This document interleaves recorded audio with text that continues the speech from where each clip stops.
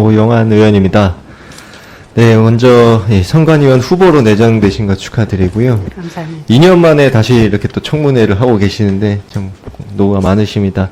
이 선관위원 특히나 이 대법관 출신이시면 더욱 그 막중한 책임이 있다는 거 잘 아실 텐데요. 뭐 관행적으로 호선된다면 이렇게 위원장직까지도 수행해야 되는 그런 상황인 것도 잘 알고 계신다고 했습니다. 네, 25년간 대법관으로서도 또 선관위원으로서도 이 공정 중립의 자세 앞으로도 엄정히 지켜나가겠다 다짐해 주시는 모습을 잘 봤는데요.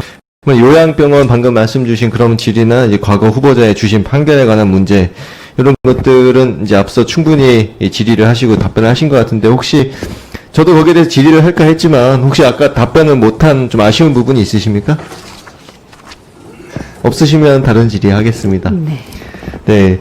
앞으로 이 선관위원이 되신다면, 앞으로 고민을 해야 될 수 있는 부분들에 대해서, 이 국민들이 관심 있는 부분, 당면한 선거 현안들에 대해서 좀 몇 가지 이 입장을 한번 여쭤보고 싶은데요. 내후년 2022년에 중요한 선거 2개가 있지 않습니까? 네, 3월 9일에 대통령 선거가 있고, 6월 1일에 지방선거가 있는데요. 이 대선과 지선, 동시에 치러야 하는 거 아니냐 이런 주장들이 있는데 이 선관위 차원에서 이 적극적인 논의가 할 때가 되지 않았나 싶은 개인적인 생각입니다. 그리고 지난 9월 16일에 박병석 국회의장님께서도 이 기자 간담회에서 이 지선과 대선을 동시에 실시하는 것인지 할지의 여부에 대해서 검토가 필요하다 이런 말씀도 하셨고요.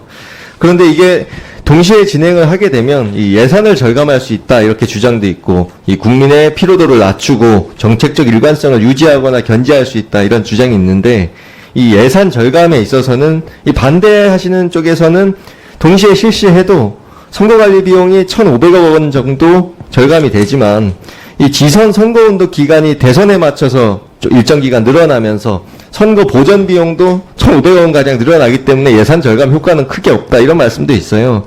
그런데 저는 이 국민의 정치적인 피로도 낮추고 이 사회적 비용이라는 게 또 발생하지 않습니까? 그런 것들을 생각한다면 이 대선과 지선 개인적으로는 동시에 실시해야 된다 생각하는데 이 후보자님의 입장 생각은 어떠신지 그거 먼저 여쭙고 싶습니다.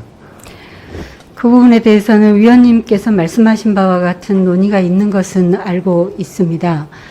비용 부분은 좀 더 면밀히 추산을 해보면 예산을 절감하면서 할 수 있는 방안 이런 거를 서로 공감대를 이룰 수는 있을 것 같습니다. 그런데 또 하나의 이제 고려 요소로서는 그 동시 실시 경우에는 유권자들의 참여를 보다 높이고 이런 그 장점이 있는 반면에 대선과 지방선거에 이제 그 사실상 그 초점이 좀 다를 수도 있는데 예. 자칫 그 지방을 위한 정책 개발 또는 그것을 중심으로 한 논의가 그 정당 간 대결이나 이런 부분들에 좀 매몰될 우려도 있지 않나 하는 논의가 있는 것도 알고 있습니다. 개인적인 입장으로 찬성이다 반대다 이렇게 선택을 하신다면요? 지금 후보자 입장에서 그러한 모든 점들을 다 검토하지 못한 상태이기 때문에 예. 단언하기는 어려운 상황이고 다시 관심을 가지고 면밀히 살펴보도록 하겠습니다. 관심을 가지시겠다. 예, 알겠습니다. 예, 그러면 다음번으로는 이 선거운동의 방법에 관해서 또 하나 좀 입장이 어떠신지 궁금한데요. 이 선거운동이 이 국민분들에게 후보자에 대한 폭넓은 정보를 제공하는 이 알 권리 보장 차원에서 굉장히 중요하지 않습니까? 예, 그런데 이 대부분 선진국에서는 이 할 수 없는 것들을 규정하고 이 나머지 부분에서는 좀 선거운동을 자유롭게 풀어주는 이런 운동 방식을 채택하고 있는데요. 이 정당 간의 합의를 통해 최소한의 선거운동을 규제하고 대신 비용의 모금 지출, 회계 이런 거에 있어서는 상세하게 규정을 하고 있는데 우리나라는 이 정반대로 할 수 있는 것만 딱 규정을 하고 있지 않습니까? 그러다 보니 이 선거운동에 있어서 굉장히 자유롭지 못하고 뭔가 이 상대 정당이나 후보자, 정책 강령 등에 대해서 지지하거나 반대하거나 이런 인성을 배포 이런 것들이 굉장히 규제가 심하다 이런 상황이 있는데요. 네거티브 선거 규제로서 이제 바꿔야 된다. 할 수 없는 것들을 최소한으로 규정하는 우리나라 그런 방식으로 바꿔야 한다. 이런 일부의 주장들이 저는 설득력이 있다고 보는데 거기에 대해서는 어떻게 생각을 하시는지. 그 부분에 대해서는 크게 공감하고 있습니다.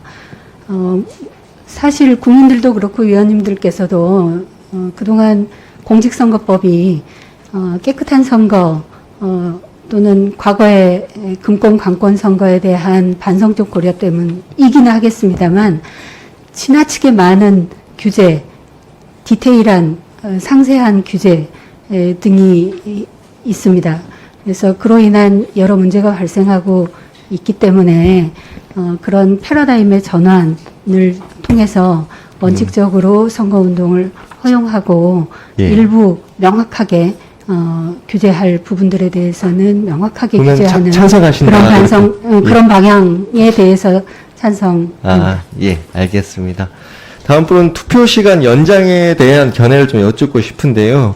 이 정치가 사회적 약자를 충분히 이렇게 대변을 해야 되는 가장 중요한 역할을 해야 되는 것이 정치라고 생각을 하는데 이 투표 시간이 오전 6시부터 오후 6시까지 이 상황이 이 밤낮 없이 일하는 일용직 노동자분이나 이 특수고용 노동자 등 그 시간에 투표할 수가 없는 분들이 분명히 존재하지 않습니까?